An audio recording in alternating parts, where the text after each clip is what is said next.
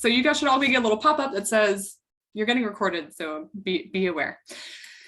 Well, welcome everyone to our Town of Chapel Hill ARPA Rescue or American Rescue Plan training for our community partners. First, I just want to thank you guys all for being here. We really appreciate that you're interested and excited to apply for some of our ARPA funds. And I just appreciate all the work that you're doing in the community, whatever that funding might be. We see you, we love you, we really appreciate what you do in our community. As I mentioned, you are being recorded. I also asked that people hold their questions till the end. We have a lot of content to get through. We want to make sure we get through all of it. And hopefully we'll answer your questions as we go along. But if we don't, feel free to either hold it to the end or drop it in the chat. And that way we'll have a record of it. We can go back and make sure we answer it. Or if we can't answer it today for some reason, either we run out of time or we don't have the information at our fingertips, we can go back and send out kind of a follow-up after today. So those are kind of our ground rules for today. I'm going to let my coworkers introduce themselves, but I'm Sarah Polton. I'm the one that most of you guys have been communicating with through the ARPA@townofchapelhill email address. I am a senior project manager in the town manager's office, and I'm one of your ARPA team members. So Amy, do you want to go next? You're next on my screen at least. Yep, sure. Hi, my name is Amy Oland. I am the business management director for the town. So I manage the finance and budget operations for the organization. I have been working on ARPA since its inception, since we found out we were getting money, and have been enjoying working alongside Sarah and Shanika on this process, and I'm very excited about this opportunity for all of the organizations to be able to help really do some great things in our community. So looking forward to this conversation and what's going to be coming up in the next several months. All right, Shanika. Hi there, my name is Shanika Weeks. I'm the town's Diversity, Equity, and Inclusion Officer. Have not been as directly involved in this process as Amy and Sarah, but certainly have been enjoying the conversations around how do we make this an equitable process for everyone and how do we keep equity in the forefront. And so I too am excited about this process and can't wait to see the good works that are produced and the outcomes for our community. Awesome. Thank you guys both for doing that. One quick piece of housekeeping, if you don't mind, and you can do this directly to me or you can do it to everybody if you're comfortable, but can you just drop your first name, last name, and what organization you represent? That'd be really helpful just so we know who came. I'm getting some feedback on here, so I'm going to mute those people that I can hear. So please leave yourself muted if possible. That'll just kind of make the audio as clean as we can make it. All right, so let's jump in. Here's what we're going to cover today in 2 short hours. First, we're going to give you an overview of ARPA and ARPA in Chapel Hill specifically. Then we're going to review the town ARPA application. That'll take probably between 20 and 30 minutes. Then Amy is going to give you guys kind of a rundown on what ARPA reporting looks like. It is no joke, but we're going to try to make it as easy for you as possible. And then Shanika is going to give us really probably the meat of this is going to be Shanika doing a really great job talking about performance measurement, logic models, and how all of the kind of criteria that we're going to throw at you is going to feed into the program that you're hopefully going to propose as part of this process. So that's our goal. And then we'll summarize with kind of next steps and what you can expect from the project review process. So I'd like to start out presentations like this with kind of definitions. So we're all on the same page. We all know what we are talking about and we all have the same understanding of different terms. So first, ARPA, you'll hear us call it ARPA or American Rescue Plan. Though that is the same word for the federal program that enabled municipalities and tribal governments and counties with direct funds to address the negative effects of the pandemic. So that's the money that we're dealing with here. The town of Chapel Hill got about $10.67 million worth of ARPA funding directly into our bank account. We got half last year and half this year.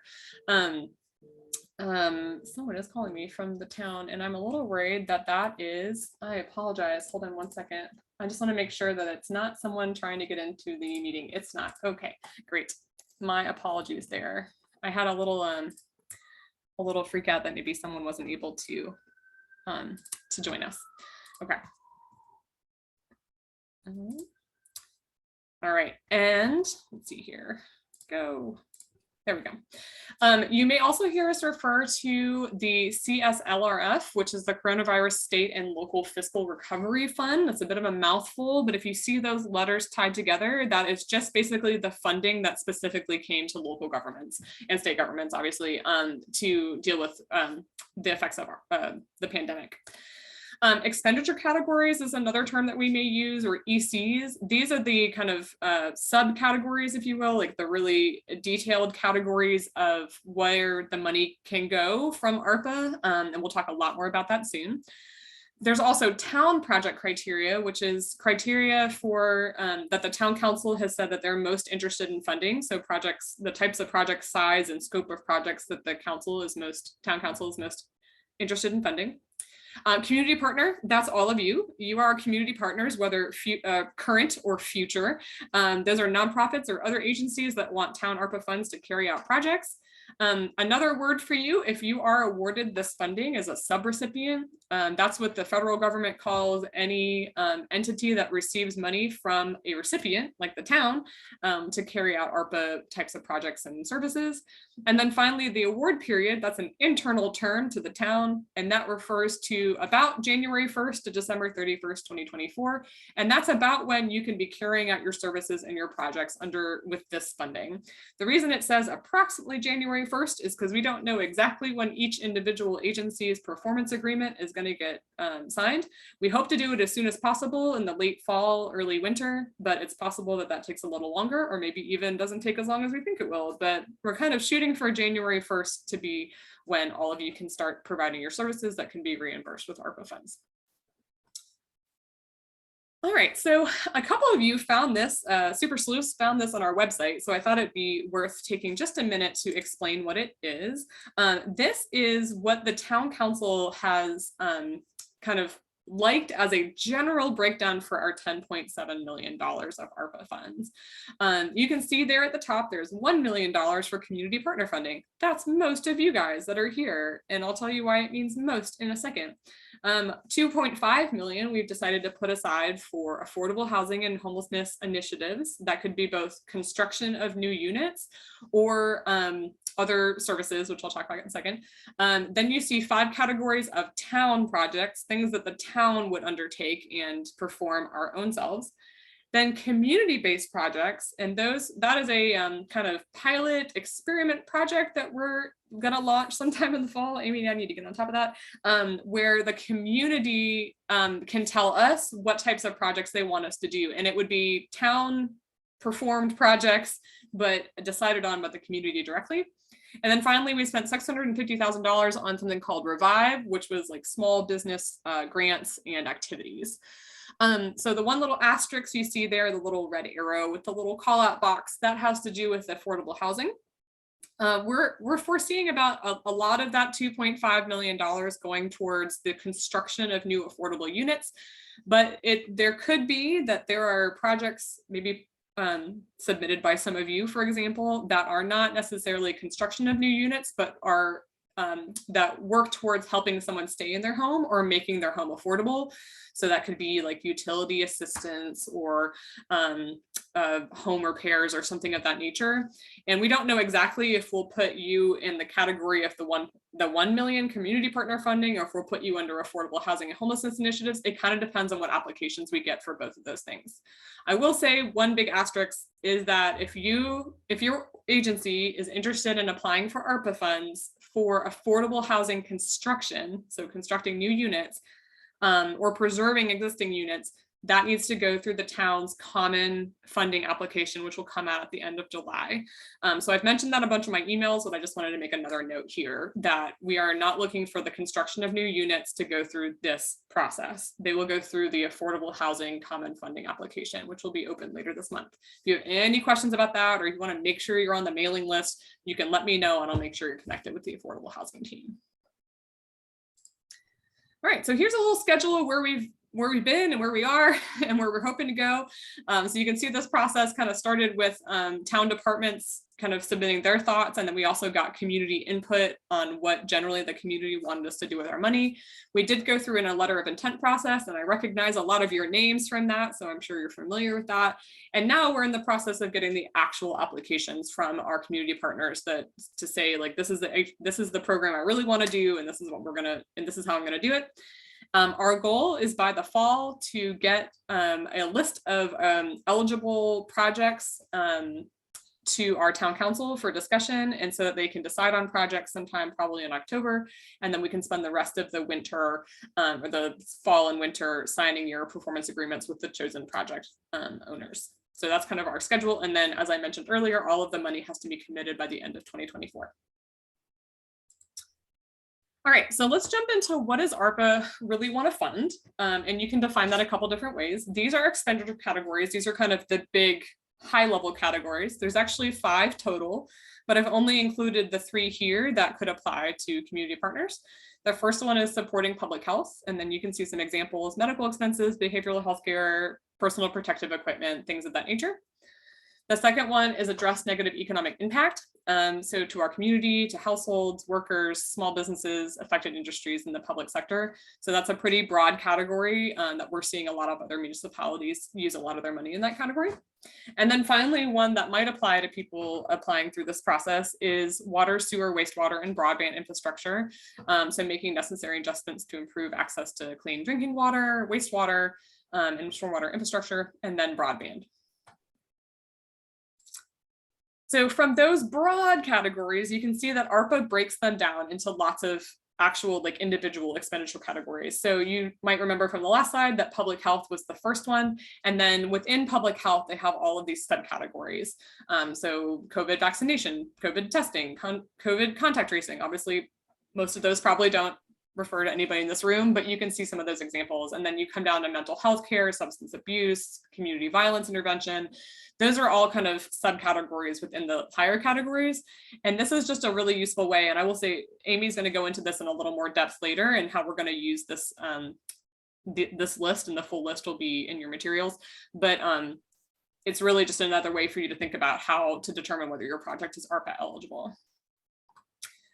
And then finally, from an ARPA perspective, here are the groups of people that they consider to be kind of the key ARPA, like kind of the target of this ARPA money, who they want to make sure that we're trying to help as much as possible. So low and moderate income households and communities.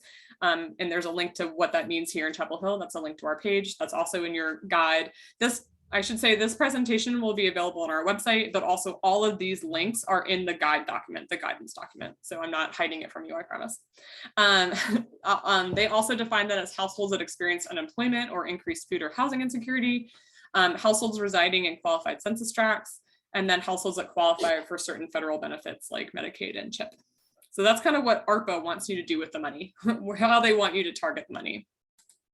The town also has our own criteria of what we would like to do with our money based on the needs of our community. And these are right from the town council and their decision and their what their desires are. So they're looking for projects that are between $50,000 and $1 million. Definitely ARPA eligible.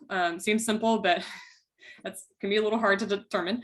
And then 2 kind of categories of projects. One that's new programs that are big, bold, not your business as usual, and not just staffing or kind of your normal operations, or existing programs that had to adapt in some way, expand, adapt, change because of the COVID pandemic, and will still have expanded needs or changes during the award period. So after January 1st of next year. So those are kind of the 2 categories. And when we jump into the application right now, you will see kind of how we've asked you to talk about those a little differently. All right, so let me go and look right at the application. I'll have to stop sharing, so sorry for in advance of giving you a little bit of the runaround. All right, so if you go into our website, I know you can't see what I'm doing, but I'm just going to talk through it.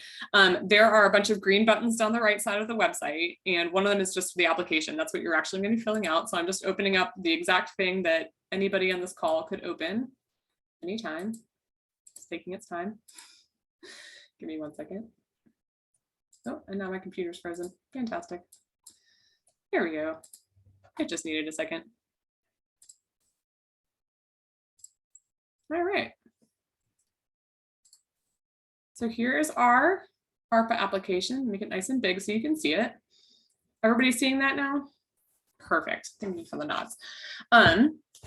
So this is the ARPA application that's up on our website. I literally opened it from the website. You're not seeing any kind of special version. You can see we have some overall suggestions here on the top. It is due July 29th. However, we need all of your questions by next Friday. The reason is definitely not because Amy and I are on a vacation the last week of the month, and we will not be here to answer your questions that week, but we wanted to make sure you had an extra week to actually put them together. So please kind of think about next Friday, July 22nd being your last day that you can answer questions, but if you need another week to kind of fine tune your application and put the finishing touches on, then you've got that time. The first part will look very similar to anybody that submitted a letter of intent. It's only changed a little bit. We've added some questions that might look familiar from our human services application. And we'll talk more about equity goals later, but that's to get at our equity goals here at the town. Yes. Someone said it was kind of small to read. Is there any way that you can magnify that a little bit more? Oh, yes. Thank you for monitoring the chat for me. How's that? How's that, Karen? I'm gonna go with better. It's the whole screen for me now, so it looks huge. So let me know if that's not good. Thank you for raising. Yeah, it's definitely better. Perfect. Thank you for letting me know. So this hasn't changed. So oddly enough, not everybody filled in a project name for their letter of intent. It'd be really helpful for us to have some kind of name for your project or service. So please make sure you do that. Another note, so if it's a short answer that we're looking for, a couple words, a number, a yes or a no, you're just going to see a line. If we're looking for more detail in your answer, I've given you a whole box. So since this is in Word, you can type in here as much as you want. You can use paragraphs and type even more. So just a quick note on how to fill out this box, but you should be able to just click in the box and write as much as you want. None of them are character limited.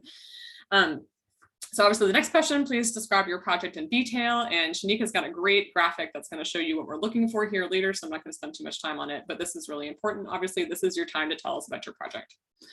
Then you get a little bit of a choose your own adventure book, if you remember those from when you were kids. So if you are proposing a new project that you either haven't done before, you haven't done in Orange County before, you haven't done in Chapel Hill before, it's going to be a new thing you've never done here for Chapel Hill community members. Section 2 is for you and for you only. So just new programs. You need to first confirm that you can finish your program, or at least the thing you want us to fund, by December 31st of 2024. You need to tell us how many people you expect to serve with your program, either individuals or households, and whether that's week, month, or year. And then if you're considering applying or have already applied to other places for funding for that program.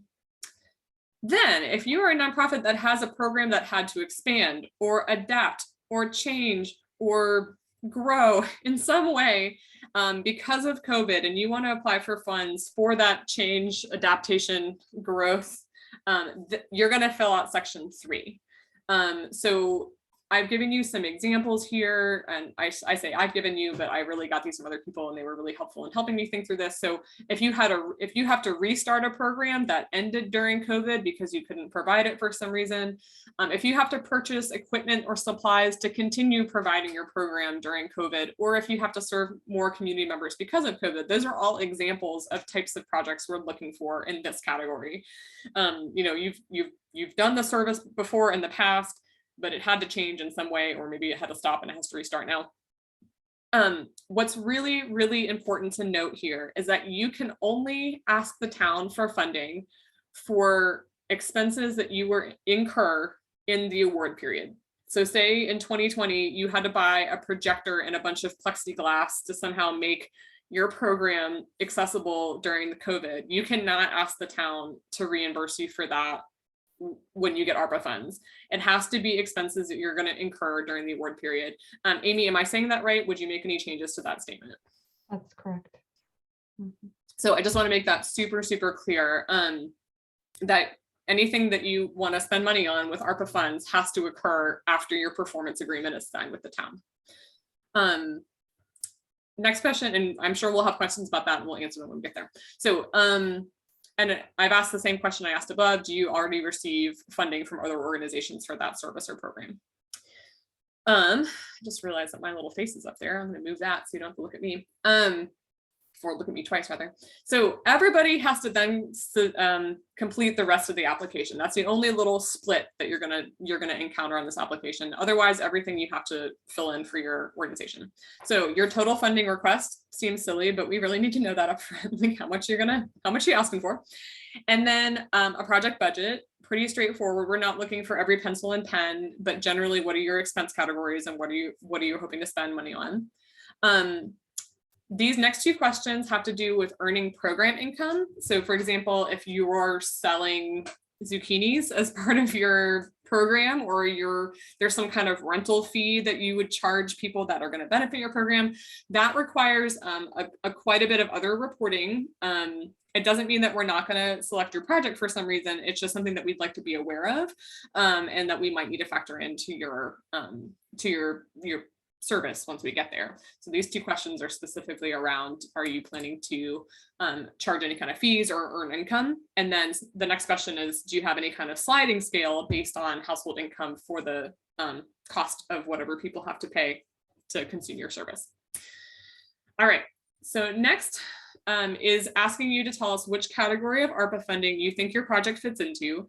These are the same three categories you just saw on a slide. So support public health, address negative impact and negative economic impact, and then invest in water, stormwater, or broadband. So following this, and I won't get into too much detail because this is really something that Shanika excels at, and I know she'll talk about a little later, is how do you define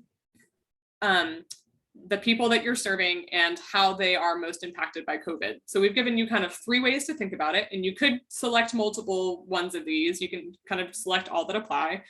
But ARPA thinks of them one way. The Orange County Long-Term Recovery Plan thinks of them another way. And then the Reimagining Community Safety Task Force thinks about them a third way. So we've given you lots of ways to tell us, like, we're helping these types of people and these types of people, so that that'll just kind of help build your case that you are really targeting people with your program that were most affected by the pandemic. Okay, moving on, sorry, take a deep breath. Next is just talking about collaborations, and are you already working with other partners, or do you plan to work with other partners? One thing we heard from our town council is they would really like to see collaboration and multiple community partners coming together to work on a big problem if possible.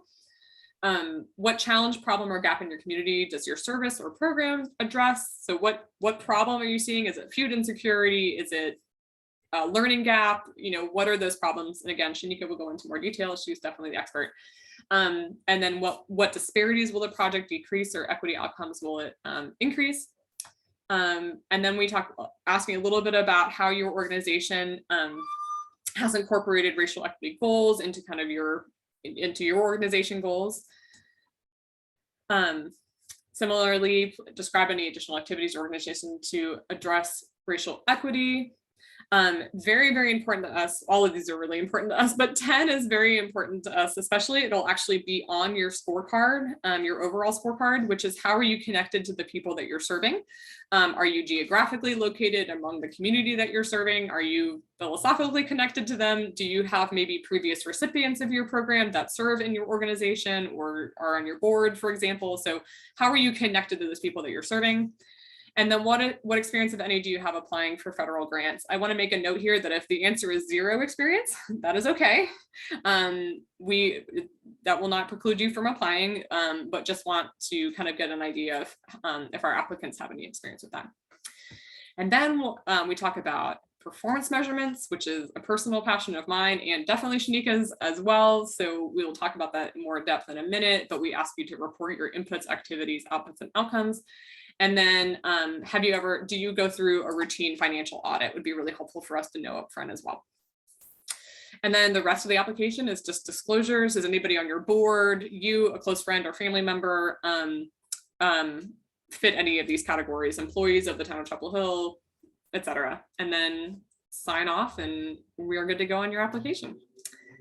I see a bunch of chats. Oh, talk a little slower. Yes, I will. Sorry, I got a direct chat to speak slower. I will do my best. And Shanika and Amy are definitely better than I am at speaking slower. Any other questions around the app or things that you would change, Amy or Shanika, about the application before we move on?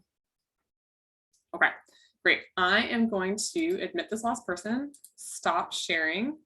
And Amy, do you want me to just pull up your slides and keep moving? That'd be great. Okay, great.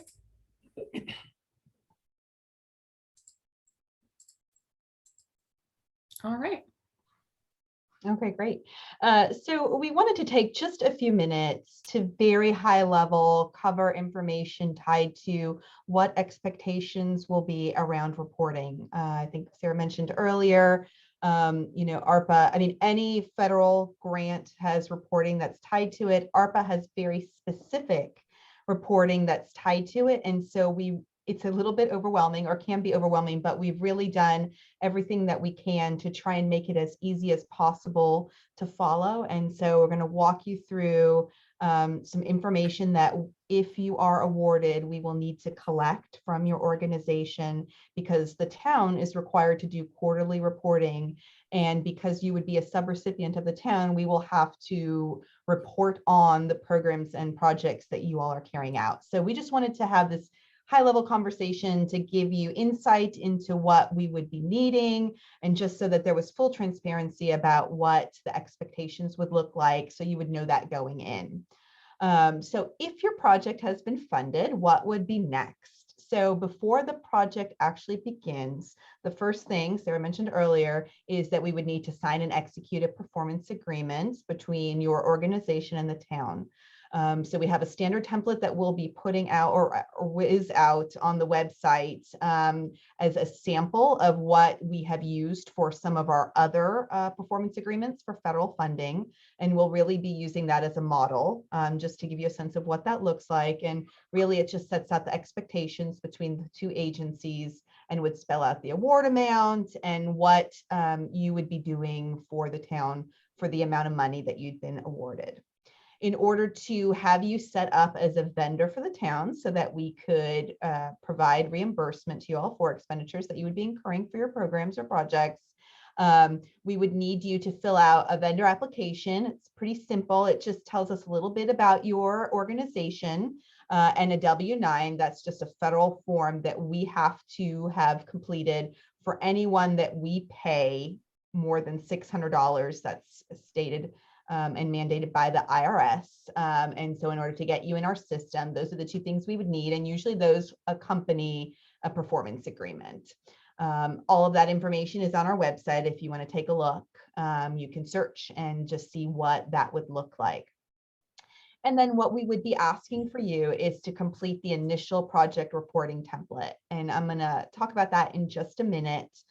There's some information that we're going to need on your project before you actually start any work. And that's information that we have to report out about what the project is, the name, the type of expenditure, category, and just some general information about you as an organization so that we can report that to the Treasury as part of our quarterly reporting. And then once your project has started and you're going to be looking for reimbursement for the town, we are asking that on a quarterly basis. That's how we typically do any kind of reimbursement. Some are semi-annual, but we were thinking that, we're kind of talking about larger dollars here. And so we wanted to give organizations the opportunity to request reimbursement on a quarterly basis. And that would be after the quarter end. We operate on a fiscal year. So our fiscal year starts in July. So we would be looking for quarterly reimbursements to be submitted by July 15th, and that would be for April to June, October 15th from July 1st to December 30th, January 15th for October 1st to December 31st, and then April 15th for activity from January 1st through March 31st. And what we'll be looking for in that time is the quarterly project reporting template. I'll talk about that in a minute too. That is really very high level. What did you accomplish this quarter? And then the reimbursement request. And that is something that we would ask to put together. And we'll talk about that in a second, really with just an invoice and the supporting documentation of what you have been using the dollars for. So next slide. So this is just a visual, probably very small, and this will be put out on our website. So the same where Sarah mentioned, we have ARPA page where you can look and get the application and the resource guide that will walk you through filling out the application. But we also have a bunch of other related documents, and we have these, we'll be putting these templates out there for your perusal, just so you have an understanding of what we as an organization are required to submit. We put together a Word document that kind of summarizes each of these fields to try and better explain what that would look like. So I am going to try to share that because that's really what I'd like to walk the group through. So let's see if I can do this.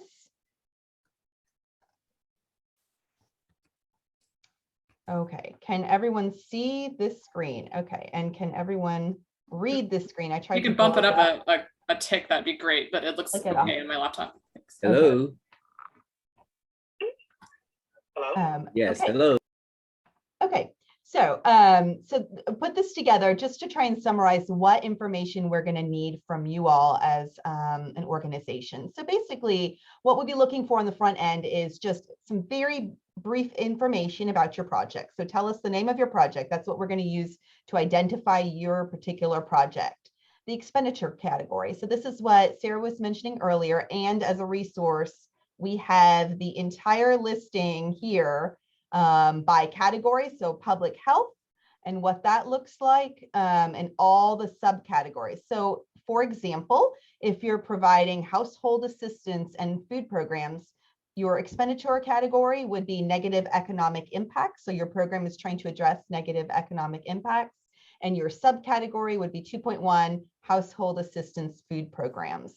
And that's just information that the federal government, the Treasury, is trying to collect to figure out how people are spending these dollars. This is really important. And, you know, Shanika is going to talk a little bit more about this, but in terms of, you know, there's going to be a lot of performance-based information that we're going to be looking to collect, but that the Treasury is really looking to collect to be able to report out and share, you know, how successful were organizations in spending this money and really trying to target the impacts of the pandemic.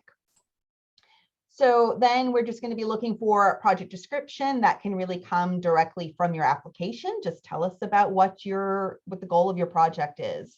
We're looking for justification of how you believe, and this is on your application, how do you believe that your project addresses the negative impacts from the pandemic? Then there's state statute justification that we will help you complete. That's really just saying, how do we as a town statutorily, how are we able to reimburse you for these monies? So that's something we'll take care of. And then a lot of this information is really just coming right off your application. How much ARPA funds have you been awarded for your project?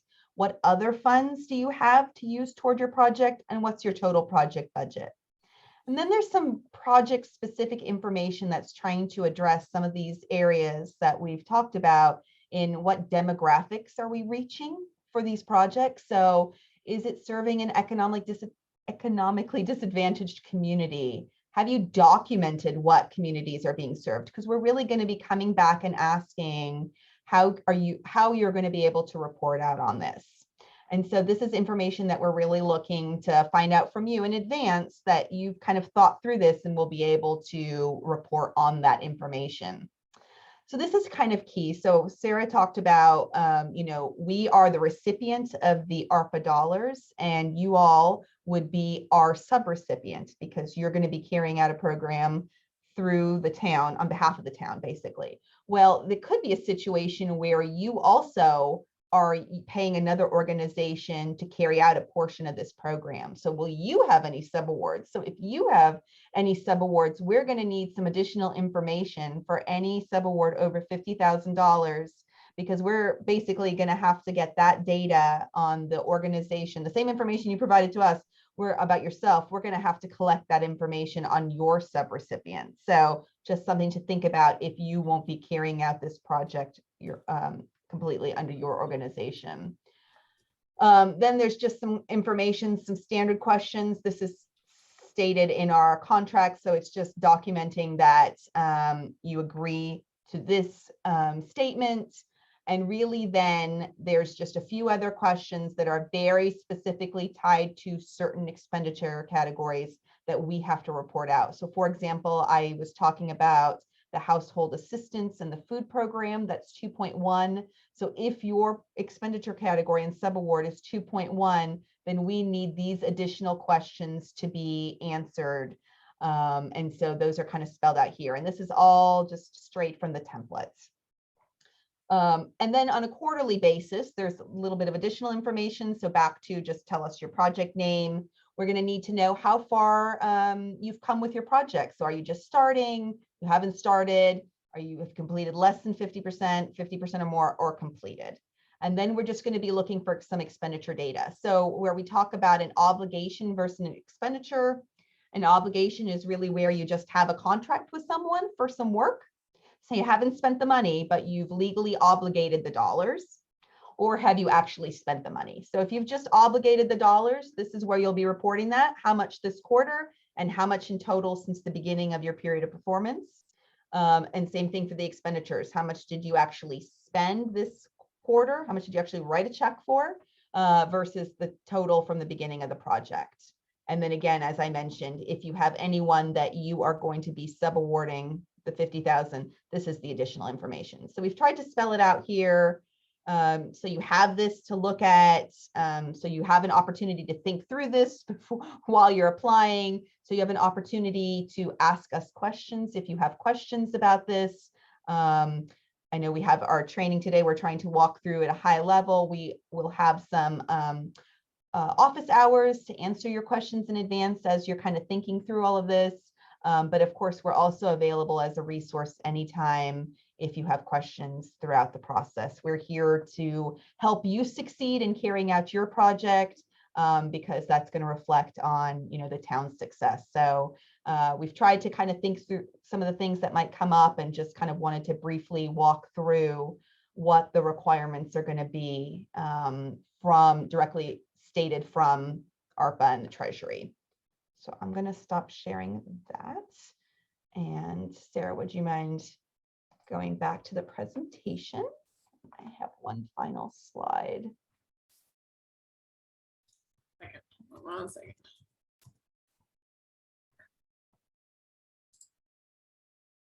Sorry, I've got about a million windows open at the moment. Make sure we have everything for you. Here we go. Yes, perfect. Okay. So as we mentioned, on the quarterly basis, what we're going to be looking for, and Shanika is going to talk a little bit more in a little bit about the project performance measures and the project accountability. We are going to be looking for information from you all about what you're hoping to accomplish with your project and how you're going to measure those outcomes. And that's going to be information that we're going to be looking for to be reported on a quarterly basis. And then tied to that is your request for reimbursement. So we'll come up with some kind of templates for an invoice so that you can send to us. So it'll have all the information that we require in order to be able to reimburse you. So basically, we'll just need information that summarizes all the expenditures that you've incurred during that reporting period that you're looking to seek reimbursement for.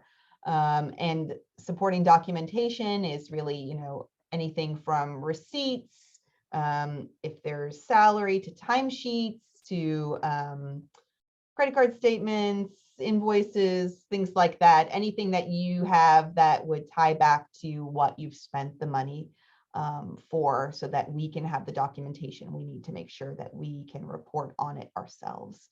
And, we have an audit that we have to go through every year. And so we need to make sure that we have good, solid documentation to support any dollars that we pay in general, but certainly when there's federal and state grant monies, it's even more important that we have good, solid documentation. So we'll have some examples, as we get closer to actually awarding dollars and having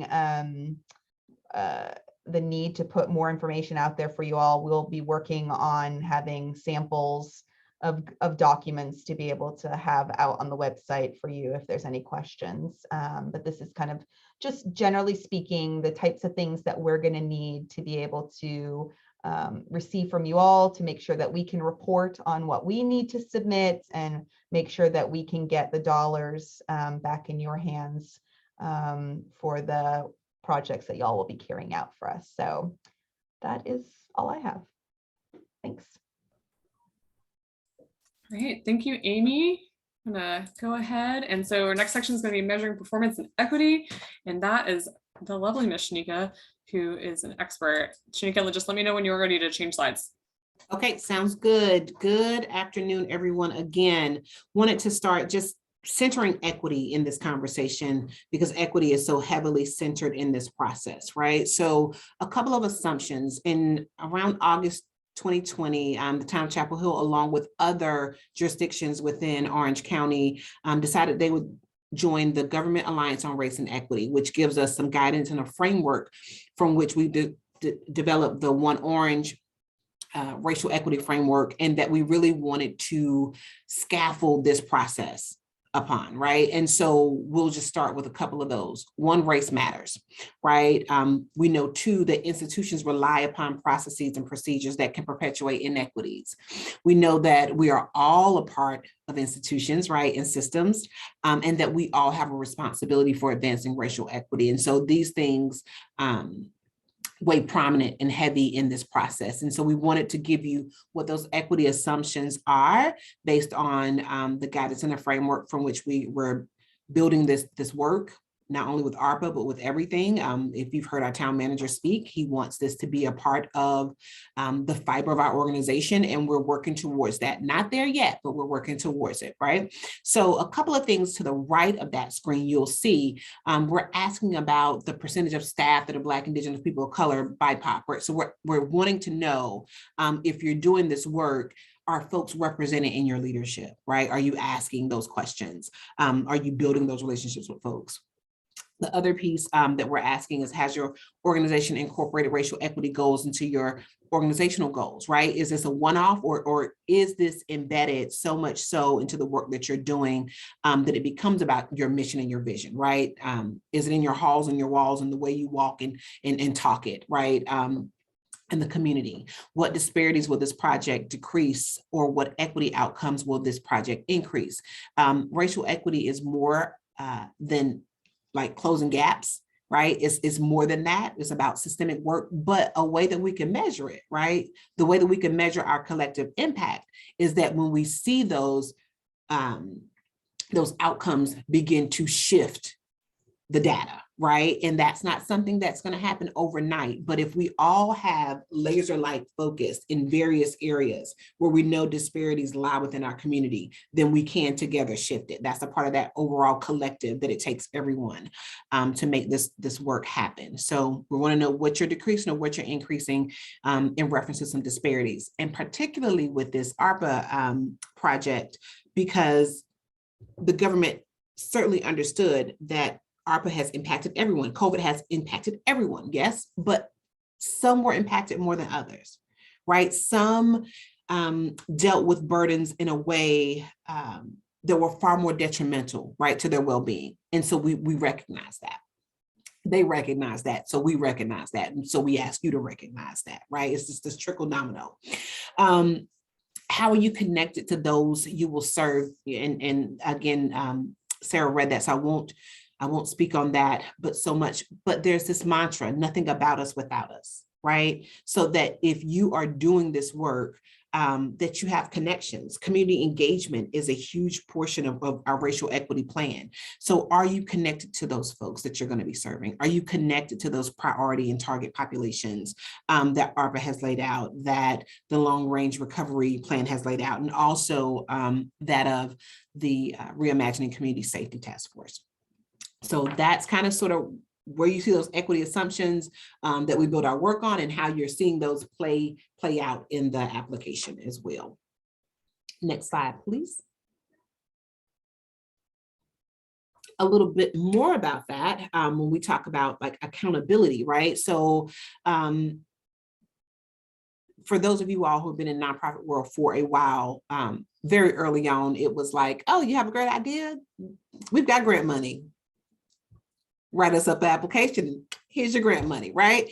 And it wasn't as well connected to the disparities that we see and the problems that we see. It wasn't, if you just had a good, wonderful idea, and it could probably be funded, right? So what we want to do, the prevailing thought is that we get away from some of that thinking, right? That we target our dollars collectively towards some of the challenges in our community.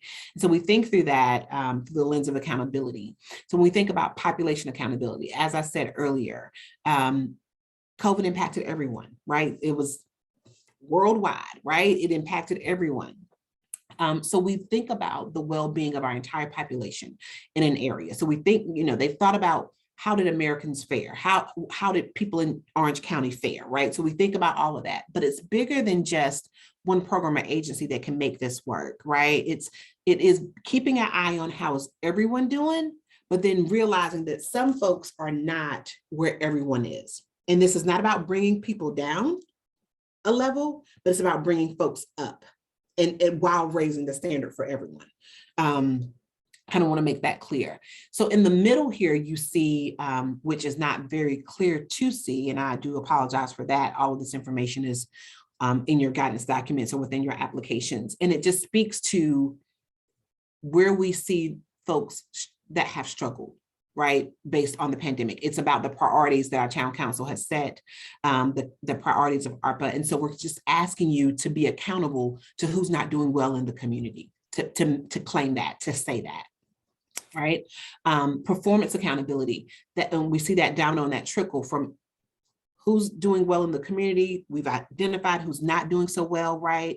And so now when it comes to performance accountability, we want to figure out how is the performance of your agency, your program, or this system really going to drill down to the folks who need it the most, right?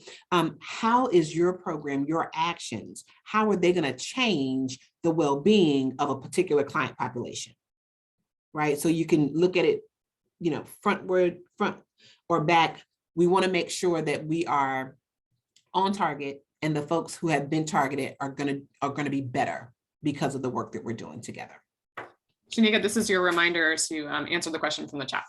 Absolutely. Thank you so very much. And so earlier in the chat, let me go back. I think I was here. There was a question around, Riri had a question, and I think make sure that I say that right. Can you pronounce your name so that I don't say it incorrectly? You said it correctly. It's Riri. Okay, and say your last name. Way. Okay, want to make sure I thank you. Riri Way. Had a question about 4B, and it's talking about the long-term recovery plan and what best fits your category. And I see that you're serving refugees from Burma. The reason why you see two particular races or ethnicities listed there is because in the long-term recovery plan, what they did is explicitly state from the data that they received and the research who was most impacted, right? So within those categories, there are others that are non-race related, but there's a part of doing this racial equity work that we really want to be race explicit. So when we see it and we know a thing, we say it, right? And so what you see in that in 4B is just the explicit stating of the data that we received in terms of folks who were most impacted. So I'm not gonna say it was intentionally left out, it was intentionally cropped from that long range recovery plan in those categories. But does not mean that you, if there are other places where that fits, certainly share about the population in which you're going to serve. Yeah, I want to reiterate that. So that there was not an intention to leave anyone out specifically, but like Shanika said, the data showed them certain things, but the people that you serve, regardless of nationality or ethnicity, race, could have been impacted in different ways that also are covered here. So maybe they experienced unemployment, increased food insecurity, increased housing insecurity. So they probably fall under other categories that aren't explicitly stated because of the data. And I'm wondering if the data wasn't there because it maybe wasn't an option on the forms that they used, but we could speculate that all day probably. Thank you, Shanika. Absolutely. And thank you for saying that. Of course, we always have struggles with our data, but we're working on that too from a One Orange standpoint. We're trying. Let's go to the next slide. Okay, so when we think about our plan and the work that we're doing, can people see? I saw something in the chat about, can we enlarge it a bit? And I don't know if that was during my portion. And I can't enlarge it. This is how big it is because I'm just sharing like an entire screen. But I will say this will be on the website afterwards. So if you really like a certain slide or something, you can go find it and blow it up later. So I'm sorry, some of the things are kind of small, but we'll make sure it's available to you. And they were just there to pull your reference from what we're asking for and where it sits on the application. So if you've seen the application, none of this is new information. What I wanted to do was pull out a little bit when we talk about these priorities. One of the things I think that's most challenging about this process is thinking about all of the things that we want to cover, right? In this ARPA project, we have, this nice pot of money, and though in grant world and, major systemic change, it's not a lot of money. But when it's a random drop of money, it's a lot of money, right? So we've got this nice pot of money and this opportunity to make changes. And so we've got those top priorities that are given by our council. And we want you to think about those things, right? We've got that COVID impacted piece. Think about those pieces. Look at that Orange County long-term recovery plan, add that in, right? Think about that as well. Think about the Reimagining Community Safety Task Force and those recommendations, add that in. And we want you to sit with that, meld that over, and think through how can your project address a good amount. We don't want you to throw everything in there but the kitchen sink, but really think through, and there's a lot of overlap. Right? When you're familiar with the population, there's a lot of overlap. So we want you to think through, what does that look like? And when you think through your problem and your project and you begin to describe it, what problem do you want your program to solve? What need are you going to meet? And we've got 4 major needs up there, right? We've got 4 needs that have been identified in many of these instances, with the exception of the COVID impacted, which was given to us by the folks who also gave us the money, right? So we've got their accountability, but the rest of them are really community generated sources, right? This crowdsourced from the community, right? About the hurt areas and the pain points in our community. And so we've just not come up with this list. This is community generated with some community engagement. So what better way than to take a tragedy that claimed the lives of so many people and kept us inside, even though we're outside now, right? And turn it into a way to make our community stronger, more resilient in the back end of that. So we just kind of want you to think through, how do you put that together? Just pour all of that in the pot, and what's reduced out should be some type of problem statement for you, right? The thing that you're going to solve. And it's so hard. I can't see can you go camera on? I love to facilitate. I need head nods. If you can, is this making sense for you? I need feedback in my life. Okay. Is this okay? We're making sense here. Okay. All right. And if it's not, keep your cameras on for just a little bit. It's the facilitator in me. I need to see your faces. Okay. Next slide.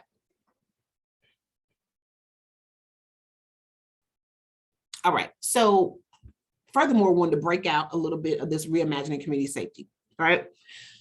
Breaking this out, not because it has extra priority, right? But breaking it out because there are several recommendations here, and not that this is not in alignment, but there are several things that are really internal to the town of Chapel Hill, internal to the police department. So we don't want you to start thinking about all of these categories that you're going to fix, because it's not really aligned, right? So the areas that are most aligned is the prevention, the crisis, and the post-crisis. And then we've pulled those out for you to see here, right? So there's, again, you see that affordable housing, the diversion and deflection, expanding community police conversations, some mental health pieces, some expanded street outreach. So you can see from a prevention standpoint, the areas that really are like rising to the top as some community priorities. Alcohol and youth, and you'll see that also in that slide that Sarah showed you earlier, around behavioral health and mental health and housing. So the overlap is there, right? So when you have a federal guideline that tells you some of the struggles, you've got community generated pieces that are telling you some of the struggles. We're there, right? It's all there. And then from a post-crisis standpoint, thinking through support for persons who are formerly in the criminal justice system. So we wanted to just pull out, isolate, and highlight for you some of the areas of the Reimagining Community Safety Task Force recommendations that are most applicable to this process. I don't want you to try to come up with a new 911 system, right? We'll try to pull those dollars from somewhere else. So don't go so wide there in your thinking. But if you have thoughts on that, I'm sure Chief would love to hear those. Let's see, and we'll go to the next slide. Okay, so getting to results. So a part of this GARE, Government Alliance on Race and Equity, again, comes back to that accountability. That conversation I had about population accountability and performance accountability is really the thinking and the beginning of this results-based accountability framework. Anyone in the public health, has anyone heard of the results-based accountability? Have you, again, that's that feedback in me that I'm asking for. If you're familiar with that term, you may or may not be, and that's okay if you're not. We're going to have some training that will be available for our community partners just as we begin to kind of roll this out a little bit more. A results-based accountability framework is a framework that just asks, in general, 3 questions, right? It really wants to know, how much did we do? How well do we do it? And is anyone better off? So it's not a brand new way of thinking, right? When we think about performance measures or logic models, it just calls it out in a very specific way. So we don't have to throw away logic models. We just need to kind of think through where we can find the answers to those 3 very legitimate questions, right? So in the slide earlier, I showed you the reduction of like that problem statement. So that kind of answers question number 6 for us. And then on question number 12, or application question number 12, we're asking you to really logically think through your program, right? When you think about your inputs, what's the stuff, right? People, places, and things that you need to make your program work, right?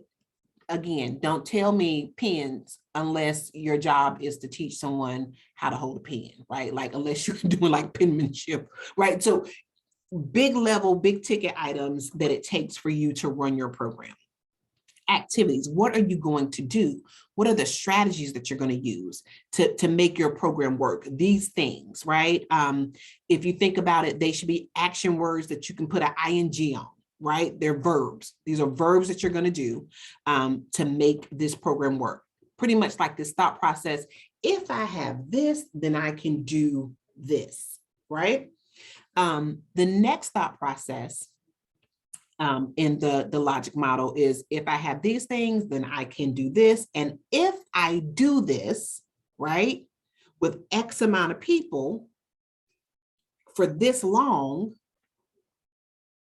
that's my output, right? The output is almost like the recipe, if you will, right? I need a half a cup of this and I need to bake it for this long, right? So you're thinking through, what is the prescription? What is the formula that will get you to the next category, which will be your outcome, right? The benefits and the changes that you will see in the lives of your participants, right? So if I have staff time and books and certified teachers and pens and paper, right? All the things it would take to maybe do an after school tutoring program, right? And you hold in-school or in-person tutoring sessions with young people, and you have 25 kids and they receive 1 hour per week, right? For 12 weeks for the first 6 months of the program. If you do all of that stuff, you want to see students reading at or above grade level. That's your thought. That is your belief. Now, the thing that's important in this process is that you have to identify, when it comes to an outcome, how you're going to measure it, right? In some instances, you can go on self-report, right? A survey. But in some instances, there are better measures, right? So you can ask kid, how many of you all have worked with young people, kiddos, and you say, well, how's school? And they say, good, right? Like, we're not looking for that measurement, right? We need something a little bit more prescriptive. And so are there tests? Are you working with a partner? Have you partnered with the school and they're going to give you access to their grades? You know, are you using a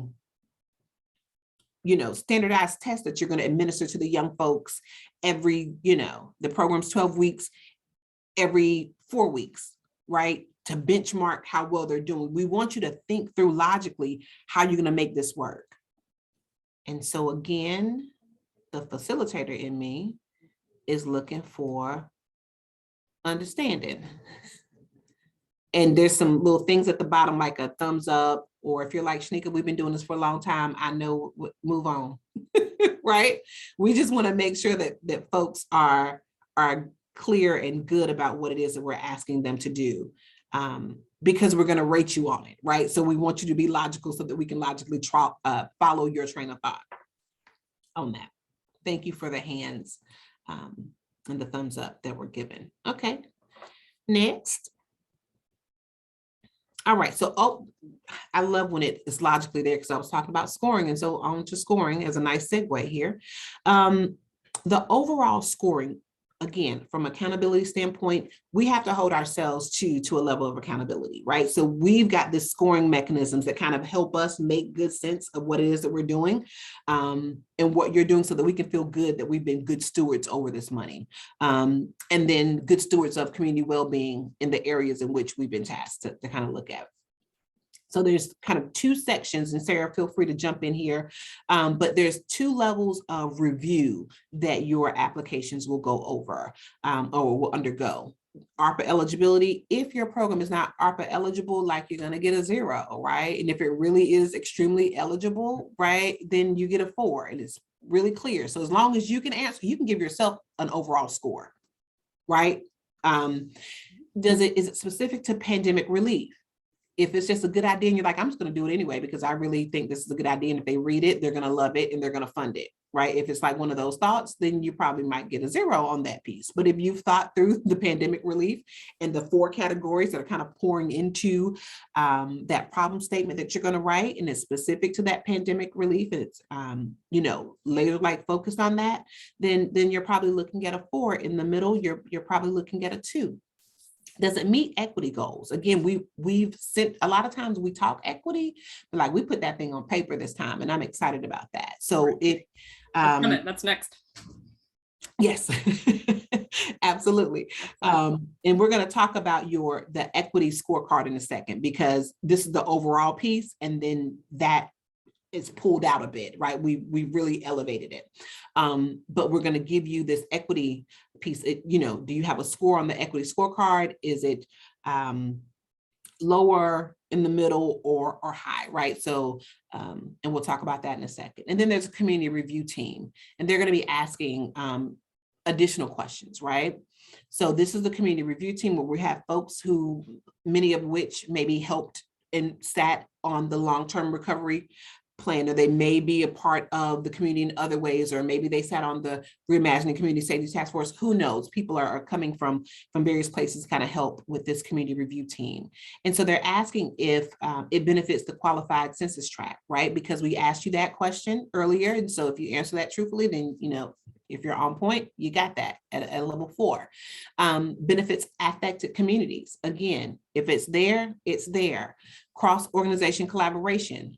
Council said we want folks to not, work in isolation. These are bigger dollars, bigger than we really ever get a chance to give out. So let's do something transformative in our community. Connections to targeted community. Are you connected or are you not connected, right? Do you have relationships, or is this the opportunity that you're taking to get familiar with the community?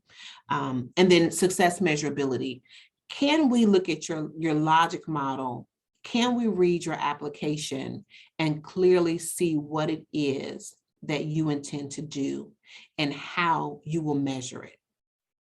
Right? Have you thought, is that thing making sense? Right? Is it logical? So that's the overall scoring one. And if we can go to the next one. Onto the equity scorecard. And I will apologize up front. This is a wordy slide, but I promise to kind of try to go through it in a way that just gives you a really good overview. So when we think about equity, there's various things that we want to think through. With any program, right, you have to answer, let me orient you to the slide. So we've got our categories, right? The what and the how, the why and the who, right? So we have our definitions, limitations, and project score that kind of goes off to the right there. So with any program, with anything, you want to make sure it's effective.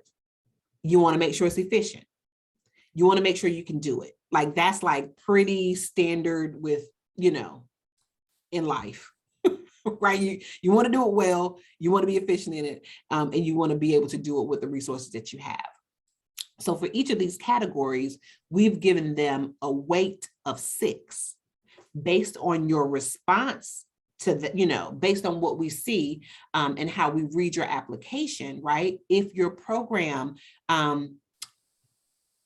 appears logically to be effective, then we'll give you a score. If it's really effective, 3, 2, or 1. If you're using best practices, if you're using national approaches, right? If you've got this out of the box thing that just really makes sense, you'll get a score for that. And so then we would take your score, whatever that might be. If it's really high and you get a 3, and effectiveness is weighted at a 6, we would multiply 3 times 6. And so for effectiveness, you would get a score of 18, right?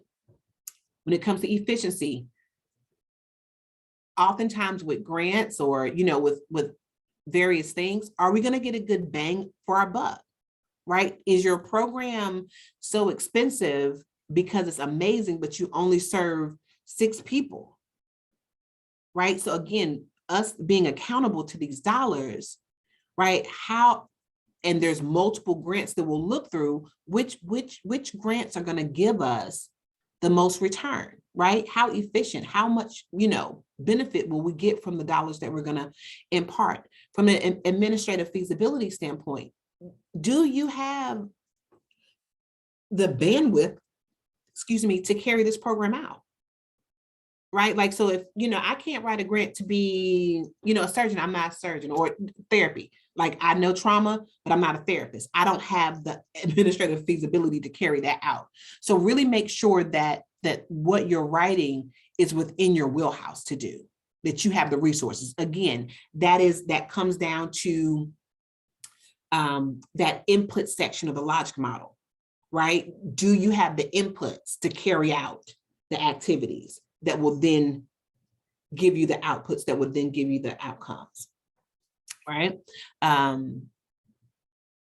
Do you have the technology needed? And there may be in some instances and spaces, and Amy, this is a question for you, where there may be resources that you have in-house and some resources that you'll have to buy, right? That you'll have to purchase. I heard you talking about this reimbursement agreement, that it couldn't be the partitions from back in 2020, have to be something that you would buy during this particular section. So there is room for you to be able to purchase things, right?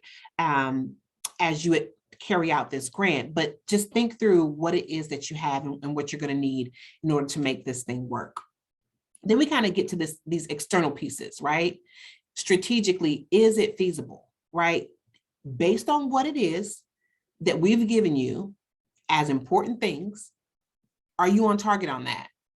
Does your project program fit with the strategic goals and missions of the ARPA grant process, right? Are you on point with that? If you are, if you're in the middle, if you're kind of low, again, you get a score. Socially acceptable. When we think about that, we're thinking through the extent to which the stakeholders will accept and support the proposed policy. That goes back to that piece of, are you connected to the community in which you're serving, right? To a point where what you've proposed has almost been vetted with the folks who are going to, receive it, right? Oftentimes, people who write grants in the past in Anytown USA will come up with this wonderful idea about how they're going to serve the community and in essence, save them, right? But they missed the part of talking to the community most impacted and having them help create solutions. And so it was a great project and it was logical, but it really didn't work. So again, we're kind of looking at your ability to gather and demonstrate some community input on your project. But it didn't just happen in a think tank vacuum. So then we get to, oh, there's someone that needs to be admitted. And then we get to the who section, the populations impacted, right? So the liberty and equity. If you notice, those are at an 8. And those are at an 8 because we elevated them. Again, we are serious about the fact that we want to have equity be centered in this process. So we're thinking through, when it comes to liberty, are we expanding the liberty, right? And the rights and choices of individuals who have been marginalized? In some instances, you may be expanding or restricting everyone, right? Not every program will impact everyone. And then on the lower end, are you restricting marginalized populations, right? So we want to make sure that when you think through your project, are you helping or hurting, right, folks? When it comes to equity, we want to think through, are you reducing disparities? Are you increasing disparities? Are you moderately increasing disparities? Again, there may be some instances and programs and projects that for the good of all, everyone has to, kind of pay a tax on something, right? But again, that just depends on the way your project is set up. But we're hoping, especially with this ARPA dollars, that you're going to reduce some disparities, right? That's what we're hoping that you do. And so that's the equity scorecard, and that's a mouthful there. It's a mouthful, but it's logical, right? The things that we've asked you, we're looking for, right? The things that we've asked you in this application will be reflected in the way in which your grant is scored. And I think that's my last one. And I promise you will, and so we did give you those top priorities, again, because it begins with what you put in the funnel. You'll have this just for your view, your perusal at a later date. But there's nothing really new on that, so we can move to the next. And thank you all. I think that concludes, summary. Thank you so much, Shanika. I always learn something when I listen to you talk about this, and may have been taking notes for my own self. So that is the end of kind of our content. The last couple slides I have here is just kind of a really brief, and Shanika already covered some of this, but just giving you a sneak peek at what the review process will look like. As she mentioned, town staff, we're going to look at some of the nuts and bolts. Is it ARPA eligible? Does it meet town council interests? Does a project meet our equity goals? We'll be doing that equity score sheet that Shanika just walked you through. Our community team will review kind of the general merit of the project, whether the project benefits qualified census tracts and or the most affected people in our community, whether your application reflects collaboration and connection to the target community, and how you will be measuring the impact of your program. Right now, we have an amazing 20 People's Academy graduates that have volunteered to look at applications. I'm sure some of those will drop out when we get closer to the application process, but we have a really good group, and we might be looking at other people as reviewers, like Shanika mentioned, to be looking at this and thinking about whether kind of scoring the projects based on our scoring rubric. So that's basically how the project will be scored. We wanted to let you guys know up front, so it wasn't a surprise who will be looking at your applications. And then here's a schedule of what's next. So you may have seen on our website that we're going to have additional office hours. So if we're not able to answer your questions today, or if you come up with new questions after today, you can join any of our office hours. They'll be just like this. They'll be on Zoom, only they'll be much less structured. I'll just be there and available to answer your questions. We can workshop a question that you have, or like a suggestion that you have, and we can talk about ARPA eligibility or whatever else you're unsure about around the application. So that'll just be one-on-one time, or I should say, me being available to any of you with questions you might have. If there's anything I can't answer, I will bring that back to the team or get back to you on it. As I mentioned a couple times, your questions are due by next Friday, the 22nd, by 5 p.m. After which me and Amy will not be available to answer your questions because we'll be out of the office. I know that's not ideal, but the trade-off is that you get an extra week instead of making the actual deadline next Friday. We wanted to give you guys an extra week to think about it. Then, like I said, August will be in review time. Don't call us, we'll call you if we need more information. And then we'll be presenting all of the projects that we've received that are eligible to town council in September. In October. We anticipate that taking multiple meetings. They often need to kind of digest things over multiple meetings. So that's why you see 2 different months for town council to look at your projects. And with that, I'm going to stop sharing my screen so I can see all your lovely faces, and I will open it to question and answer. Just a reminder that I'm still recording, but if you have a question that you would like to not be recorded, you can either type it in the chat, email me individually at arpa@townofchapelhill.org, or you can ask it at the very end and I can turn off the recording. So that is where we are right now. We've finished a lot earlier than I thought I was. I'm very excited. Probably because I talk so fast, as was mentioned in the chat. Sorry. So what questions do you have? I'd love if you raised your hands. That'd be helpful for me to make sure I'm catching everybody that has a question. So Tanya? Hi, so I'm Tanya Day, and I'm the new grants manager at the Kidsie Children's Museum. Oh. And I'm sorry if I'm asking very silly questions. The first is, you said that the questions are due by July 22nd. That's just any additional questions that we may have after attending the office hours. You got it. Yeah. Basically, so what happened with the letter of intent process is that we had a month, it was open for a month, and then I was getting questions until about 4:35, the day that it was due, which is probably pretty standard for grant applications. But I don't want you guys to get to the last second and still have questions, especially because me and Amy will be out of the office. So that's the idea. Yeah. And I'll put up some kind of out of office on the email to remind people that you can submit your application to the email box, but no one will be actively checking it that last week of July. And you talked about how if we were giving our funds to somebody else, we would have another sort of sub. Would that count as like contractors coming in and creating something for us? Any fabrication? Good question, Amy. I think it's $50,000, right? Is the threshold? Yeah. So it would not. It's not someone you're paying to do something. It's if you are contracting with someone else to like actually run the program. So very different to just pay someone to buy something from someone or to pay a contractor. That's not what we're talking about. We're really talking about if you are subbing out and really they're going to be doing the management of the program, you're just kind of facilitating it. So it's a great question, but no, you're certainly able to pay people to do things. It's just it's tied back to the management of the program.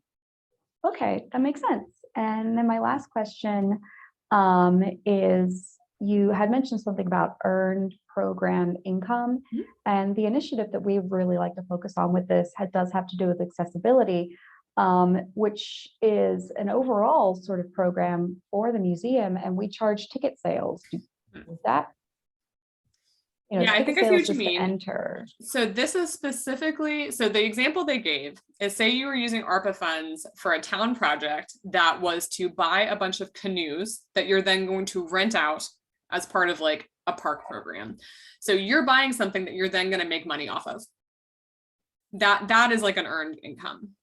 That is kind of the example. So if your agency just happens to charge fees for various things that you do, and you're looking at some program that supports your general agency, that's not earned income of the service that you're getting ARPA funds for. Amy, did I capture that? Okay. They're pretty specific about earned income. There's a lot of yeah, I could bore you with other things that ARPA would like to tell you about earned income, but essentially if you earn income, you have to like give it back to them. And well, that's a bad blanket statement to use. We would just like to know if anybody's planning to do that, and that'll help us kind of plan accordingly. it doesn't mean that your program is like less competitive than some other program. It just means that there's some extra things we'll have to, extra I's to dot and T's to cross. Okay.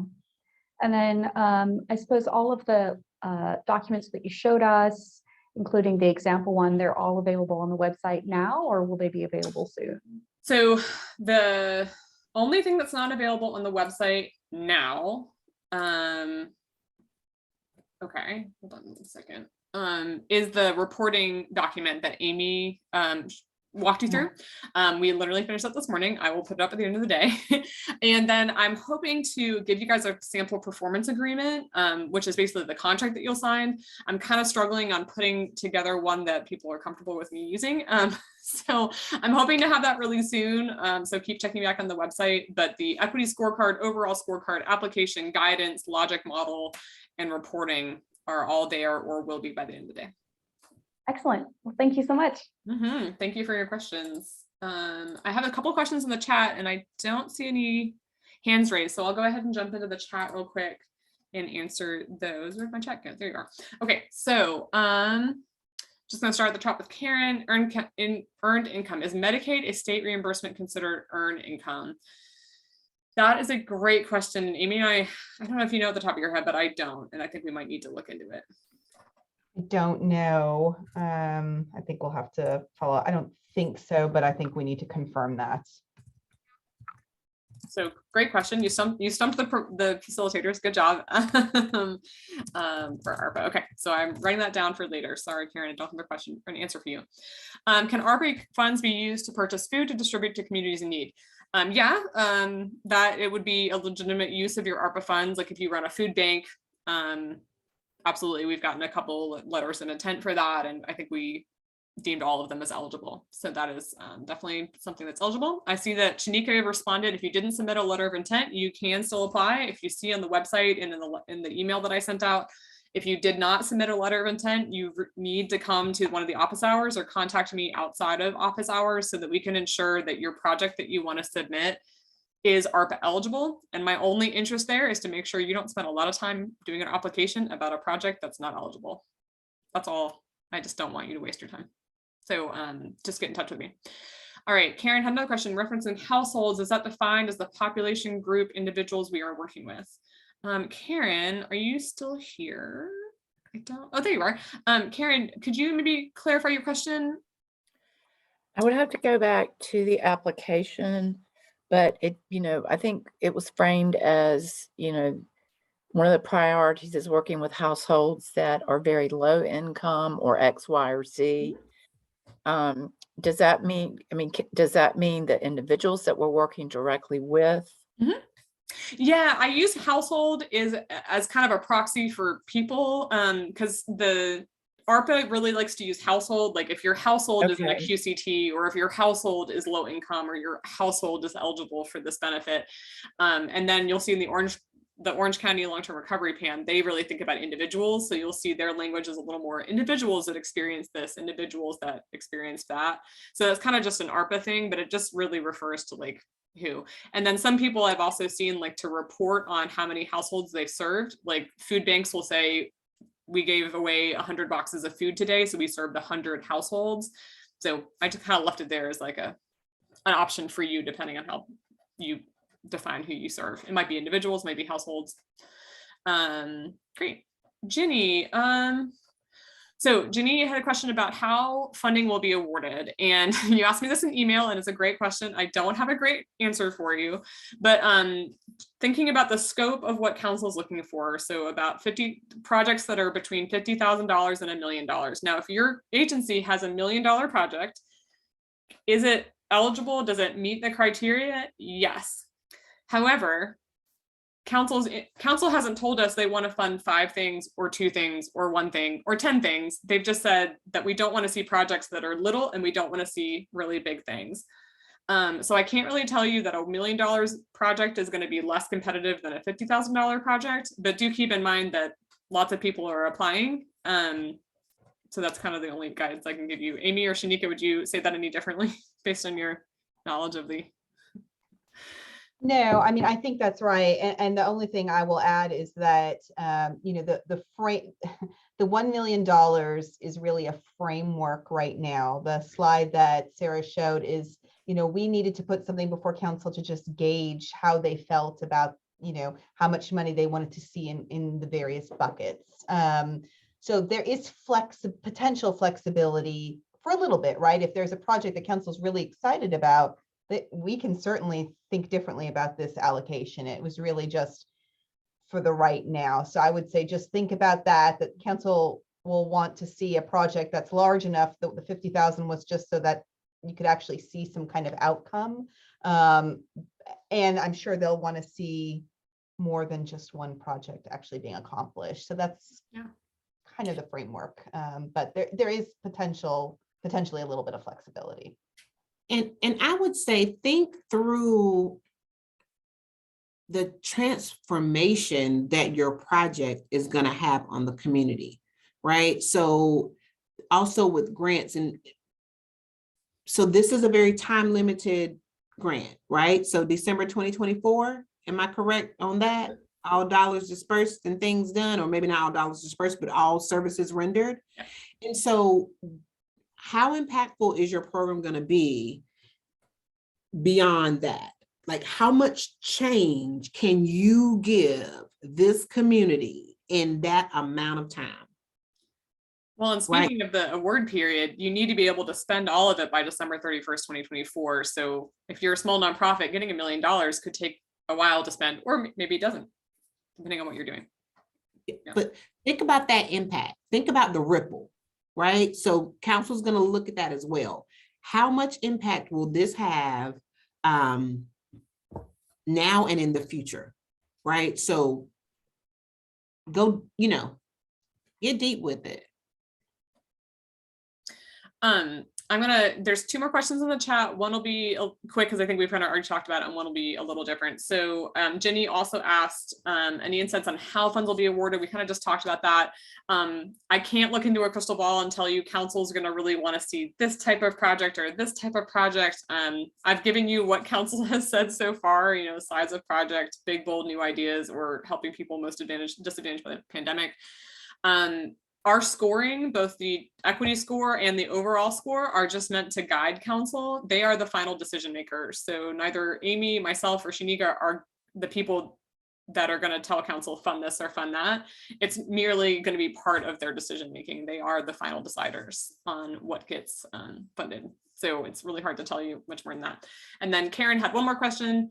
Individuals we work with are almost all very low income. Are the individuals we're working with considered a disadvantaged community? Yeah, they fall into one of those categories that's captured in both the long range recovery plan and the ARPA categories. So yeah, I would check as many boxes in that question that you think apply to the people that you serve, especially if everybody you serve falls into that category. So that is the questions from the chat. I see Ari and Dolores both have a question. Ari, I think I saw yours first, but you guys can fight it out if you want. Who wants to go first? I think Dolores had hers up. All right, Dolores, you're first. Unless you're in the middle of something, then we can come back to you. Either way, thank you, Ari. I have a couple of questions. One, are we allowed to submit multiple applications? Mm-hmm. Okay. Yes, you are. Yeah, multiple applications for multiple services. That's a question I got over email a couple times. Is what constitutes a separate service? Mm-hmm. And we can talk about that if that's a question that you have. Yeah. Okay. Yeah. And then the other thing is if we've got a program that lasts over a couple of years, can we ask for funding over those multiple years? Is that what, like, if we know we've got a program that's already there, it fits into Shaniqua's category, and we're asking for funding for it for 2 years, is that how we do that? You're going to apply for all your funding up front. So that'll be for calendar year 2023 and calendar year 2024. You're going to apply for it all up front. And a couple thoughts there. One is that the deadline is set by ARPA. We don't have any control over that. We're going to get you the money as quickly as possible. But as you know, Dolores especially, and others on this call probably as well, it takes us a little time to get money in your hands. Yeah. So you'll apply for everything you want for those whole 2 years all at one time. Okay, so let me make sure I'm clear about this. We can't spend the money first, or we can spend the money and expect the reimbursement. Well, actually, you have to spend the money first and get reimbursement. Everything the town does by state statute, we cannot pay for something that has not occurred. And you can only get reimbursed for things that occur after you've signed your performance agreement and as part of what you've agreed to under your performance agreement. So for example, if you need to buy a projector today to carry out a program, you cannot in January ask us to reimburse you for it because we haven't signed your agreement. Okay, and now one last question I have. You know, we're housing providers and we're asking for big dollars for an upcoming project. You're telling us not to apply in this particular way, but go right now to housing reserve money, or wait until the cycle of housing reserve? Not necessarily. So if you are applying for money to construct new affordable housing units, or I believe to preserve existing affordable housing units, that is going through the town's common funding application, is I believe what they call it. That's what they told me to call it. And that'll be one application process for ARPA dollars for affordable housing, for affordable housing development reserve fund dollars for affordable housing, and bond money. So that's all the money we have for construction of new affordable housing units that'll be available this year. ARPA is part of that. The town has $2.5 million we've kind of set aside specifically for affordable housing out of ARPA. And so the Affordable Housing Community Connections team will accept applications from everybody that wants to construct new units and then decide which pot of money makes the most sense for each of it, but that's not your problem, that's our problem. And are we applying for it now? I believe the application will be open at the end of the month. Okay. So that'll all come right from Nate Broman Fox and Emily Holt. Okay, So, thank you. but totally separate from this. Yeah. So you don't need to do our application also, just the other one. And Ari, now it's your turn. Great. I have two questions. One is related to the last question Dolores just asked, which is not about new construction, but homeless services is also in that other pot of money. So that's the other application, or that's this application, and then you decide which pool. You got it. Okay. The second one. So that other one is really just for the construction of new units. If you have something that's kind of housing related, but not constructing new units, this is the process for you. We will decide which bucket of money makes the most sense. Okay. And then my second question, I think might also be a dumb question, but I'm going to ask it just to make sure I understand, which is about existing programs versus a new innovative program. If we have done this program before, but not in Chapel Hill, that's considered a new program for the purposes of this, or that's an existing program? In my mind, I see that as new because it's never been provided in Chapel Hill, and it's not something that you like stopped because of the pandemic or you had to adjust because of the pandemic. But I would definitely include the fact that you've done it other places in your project statement, in your kind of in that question number 2 on the first page, and say like, we've done it other places, we want to expand to Chapel Hill, this would be the first time that we've done it. Amy or Shanika, do you have different advice on that? No. No. And then related to that question, if it's a new program that we're starting it before January 2023, I understand we can't ask for money until 2023. Is then it an existing program? Like we haven't started it yet, but we are going to start it before the funding period. That's a great question. I would still kind of consider that in the new category because you haven't been doing it the last 2 years, for example, but you could certainly only apply for like your funding request should only include things you want the town to help reimburse you for during the award period.